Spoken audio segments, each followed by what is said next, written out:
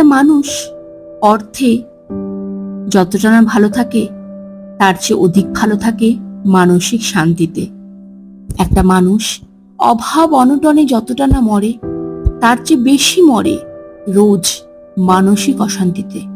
একটা মানুষ অসুখে যত টানা নিঃশেষ হয় তার চেয়ে অনেক বেশি নিঃশেষ হয় ডিপ্রেশনে।